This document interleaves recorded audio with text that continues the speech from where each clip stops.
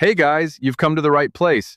This channel is all about exciting, entertaining, and engaging videos that will keep you hooked from start to finish. If you enjoy this kind of content, make sure to subscribe and turn on notifications so you never miss out on anything new. Email arrived on my 53rd birthday. Not a card, not a phone call. An email sent at 6:14 in the morning before I'd even finished my first cup of coffee. I remember looking at the subject line. It just said us, and feeling something cold move through my chest before I even opened it. Mark, I've been trying to find the right words for months. Maybe there are no right words. What I know is that I've been suffocating inside this life we built, and I know that sounds cruel. But I'd rather be honest with you than keep pretending. I love you. I do, but I'm not in love with you anymore, and I haven't been for a long time. I need to find out who I am outside of being your wife. I've already spoken to a lawyer. I've moved most of my things to Corinne's place. I'm asking you not to call me. Please give me space to do this cleanly. I'm sorry it happened like this. I'm sorry it happened on today of all days. Sandra. I read it 4 times standing at the kitchen counter in my bathrobe. The coffee went cold. Outside, the neighbor's sprinklers kicked on like nothing was wrong. The morning was doing that thing. Mornings do where they're completely indifferent to what's just happened to you inside. 21 years. A daughter in her 2nd year of college in Portland. A son finishing his senior year of high school. A house we'd renovated twice. A dog we buried together in the backyard 3 summers ago. 21 years, and she sent me an email. I didn't call her. I didn't throw anything. I just stood there for a long time, and then I went upstairs and sat on the edge of the bed we'd shared, and I thought about how the last several months had felt like living with a polite stranger. No arguments, no tension even. Just this quiet, careful distance that I'd been telling myself was her being tired from work, or stressed about her mother's health, or going through something she'd tell me about eventually. She wasn't tired. She wasn't stressed. She was leaving. Had already left, really. The email was just the paperwork. My father passed when I was 40. Heart attack, quick, no warning. Before he died, he told me once that a man could survive almost anything as long as he didn't sit down in the middle of it. He said when life hits you, you're allowed to bleed. You're not allowed to lie down in the road. Give yourself time to hurt, he said. Then get up. The world doesn't wait. I gave myself the weekend. I stayed in the house, ate whatever was in the fridge, didn't shower until Sunday. I let myself feel every bit of it, the humiliation, the grief, the particular specific sting of the birthday timing.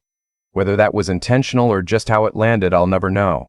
I cried exactly once, Saturday night, sitting in the garage in the dark because I didn't want my son to hear me through the walls. Then I went inside, washed my face, and went to bed.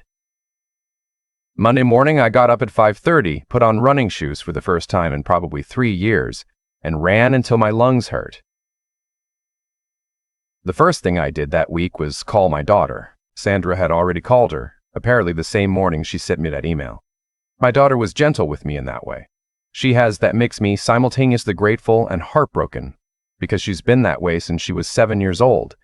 She asked if I was okay. I told her I would be. She asked if she should come home. I said no, stay in school, I mean it. She said she loved me. That part I held on to for the rest of the day. My son was harder.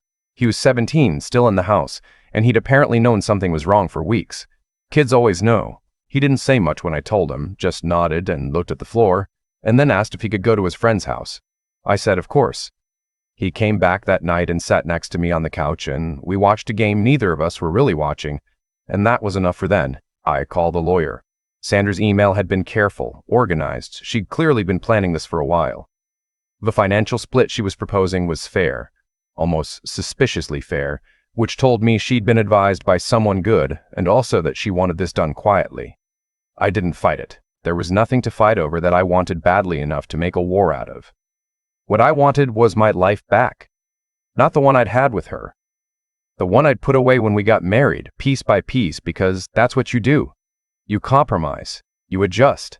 You become the version of yourself that fits inside the life you're building together, and somewhere along the way you forget what the original version looked like. I was an architect. I still was. I ran a small firm, mostly commercial work, the kind of steady, unremarkable projects that pay well and don't ask much of you creatively. But when I was young, before Sandra, before the firm, before everything, I used to design things just for the pleasure of it. I had sketchbooks full of houses I'd never build, structures that were more sculpture than function, ideas I kept meaning to come back to. Those sketchbooks were in a box in the basement. I found them 2 weeks after the email. I sat on the concrete floor down there for 2 hours going through them, and something I hadn't felt in a long time came back. Not happiness exactly, more like recognition, like running into someone you used to know. I called my college roommate, a contractor named Pete, who'd been my closest friend since we were 20 years old, and who had called me the day after the email and said, with characteristic bluntness, that he was sorry my wife was an idiot. Pete had never warmed to Sandra. He'd always been civil because that's how he was, but I think he'd seen something I hadn't let myself see. I told Pete I wanted to gut the home office and turn it into a proper studio. Within the week, he showed up with 2 guys from his crew, and they tore out the drop ceiling and the built-in shelves that Sandra had picked out and installed windows that actually let in light. While they worked, I sketched. I hadn't done that in 20 years, just drawn something with no client, no brief, no deadline.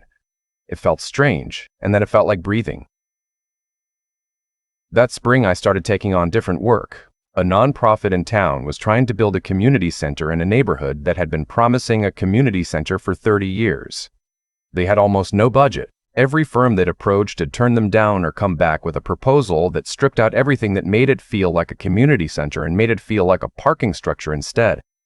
I took the project on pro bono. Word got around.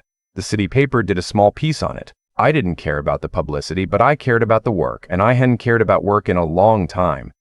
Meanwhile, through the spring and into summer, things were happening in Sandra's life that I learned about secondhand, through the kids, through mutual friends who couldn't help themselves, the man she left for, and yes, there was a man which none of us had said out loud, but all of us had understood from the beginning, was 39, a project manager at the company where she'd been consulting for the past year and a half. Good looking, apparently. Charming. The kind of man who knows exactly what he's doing when he leans across a conference table. What Sandra apparently didn't know, and what she found out sometime that June, was that he had a pattern. He'd done this before. Twice, that anyone knew of. He'd found women who were dissatisfied in their marriages, made them feel seen and electric and alive, waited until the marriage was over and then lost interest. His ex-wife, who Sandra eventually ran into at a party, was gracious enough to warn her. I don't know how that conversation went. I know it happened, and I know that shortly afterwards Sandra called our daughter crying, and our daughter called me, and I listened and said the things you say in that situation when you're trying to be decent. I wasn't glad. I want to be clear about that. I wasn't glad she was hurting. I'd loved her for 21 years, and whatever she'd done, that didn't disappear. But I also wasn't going to pretend to be devastated on her behalf, because I'd already done my grieving and come out the other side of it. And the world I built for myself in those months since the email was one I actually wanted to live in. The community center broke ground in September. Pete threw a small party at the site, just the crew and a few people from the nonprofit board, and standing there in a hard hat watching the initial excavation, I felt something I can only describe as clean. Like I'd found the right version of myself again. The one that had been in storage. My son graduated in June of the following year. We talked about the ceremony for months. He was never a big ceremony person, wanted to skip the whole thing. And I'd done the classic dad thing of insisting and eventually winning. He had his mother's practical streak and my stubbornness in equal measure, which meant every conversation about it took 3 times longer than it needed to. Sandra and I had spoken on the phone twice since the divorce was finalized. Both times brief. Both times about the kids. She was living in an apartment in the city, which I knew. She'd asked, through our daughter, whether she could attend the graduation. I said of course she could. He was her son.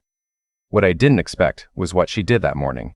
I was standing outside the venue with Pete and my daughter and her boyfriend who'd flown in from Portland when I saw Sandra's car pull into the lot. She was alone, which I'd expected. What I hadn't expected was what happened when she got out of the car and saw me. She stood there for a moment, and something moved across her face that I couldn't quite read from that distance. Then she started walking toward me, and she walked past Pete and past my daughter, and she stopped maybe 3 feet from me and said, quietly enough that only I could hear, "I need to talk to you. I know today isn't the day, but I need you to know something. I miss you. I miss us. I made the worst mistake of my life, and I've been trying to figure out how to tell you that without making it about me, but there's no way to say it that isn't selfish, so I'm just saying it. I miss you, Mark. I looked at her for a long moment. Behind her, Pete was studying something very interesting in the middle distance. My daughter was pretending to read something on her phone. I said, "Sandra, I'm glad you're here today. This matters to him, and it should matter to both of us. Let's focus on that." She looked like she wanted to say something else. She didn't. She nodded and stepped back, and we spent the next 3 hours being two parents at their son's graduation, which we both knew how to do. At the reception afterward, my son gave a short speech that was mostly jokes, and then, near the end of it, he said something that caught me off guard. He said, "I know this year wasn't easy for our family. I know both my parents went through things I probably only half understood, but watching my dad this year taught me something." He said, "I saw him look at me here, and I had to work to keep my face together. He taught me that when something falls apart, you don't have to fall apart with it. You can just start building something else."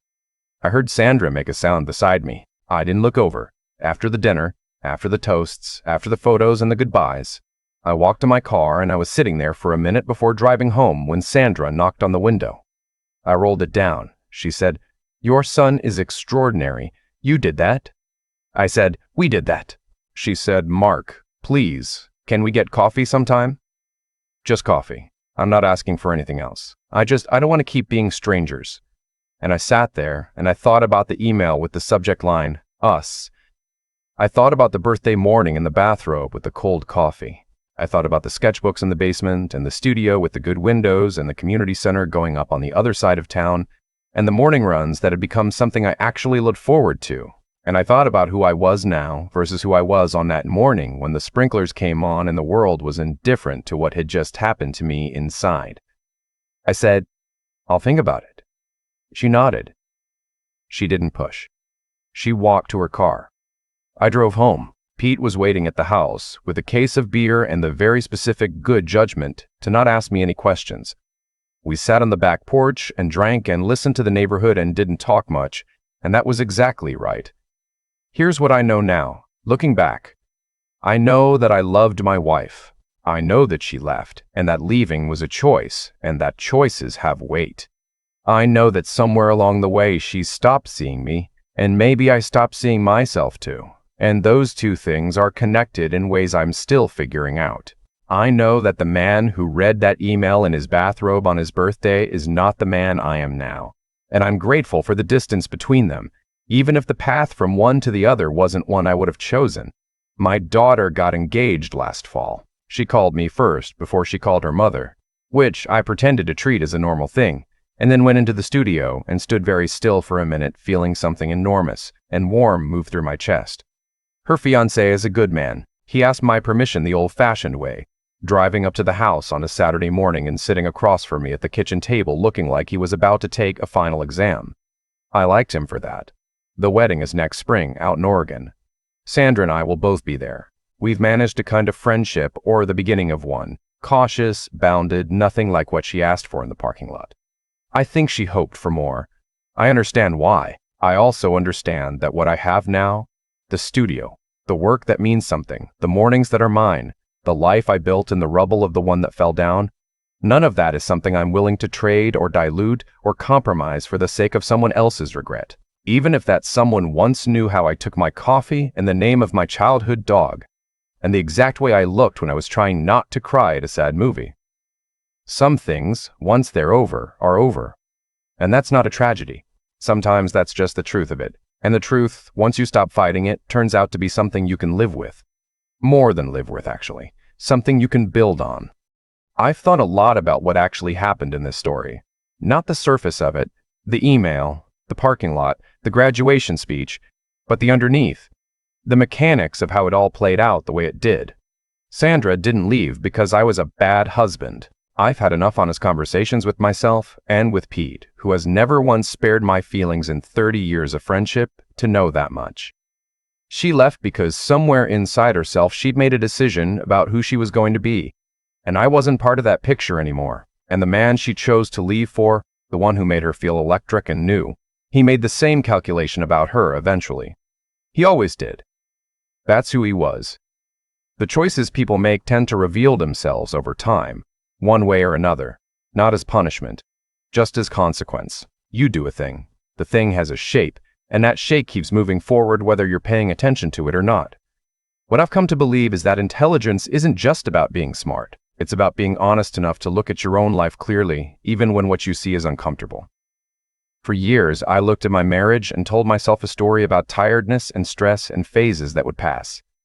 That wasn't stupidity. It was a failure of honesty. I didn't want to see what was there. There's a version of me that keeps not seeing it, keeps adjusting, keeps making himself smaller to fit inside something that had already stopped working. I'm grateful I'm not that version. And resilience. I used to think resilience meant not breaking. I don't think that anymore. I think it means you break, and you notice you broke, and then you decide what to do next. The morning after I read that email, I was genuinely broken. The weekend in the house was real. The crying in the garage so my son wouldn't hear me through the walls was real. I'm not ashamed of any of it. You have to feel the actual weight of a thing before you can carry it properly or put it down. What I keep coming back to is this. My son's words at that reception. He said watching me taught him that when something falls apart, you don't have to fall apart with it. You can just start building something else. He's 22 years old and he figured something out that took me 53 years and one very cold birthday email to understand. That's the thing about character. It doesn't stay contained in the person who built it. It moves. It transfers. It shows up in your kids, in how they stand, in what they say when they're standing at a microphone looking out at the people they love. I don't know what Sandra's life looks like now. I hope it's good. I mean that without irony or reservation. She was my wife for 21 years. She's the mother of 2 people I would do anything for. Whatever she did, whatever she cost me, she also gave me that. What I know is what my life looks like. The studio with the good windows. The community center that actually got built, that actual people use. The morning runs. The daughter getting married in Oregon in the spring. The son who stood up in front of a room and said something true about resilience without even using that word. That's enough. That's more than enough. That's everything.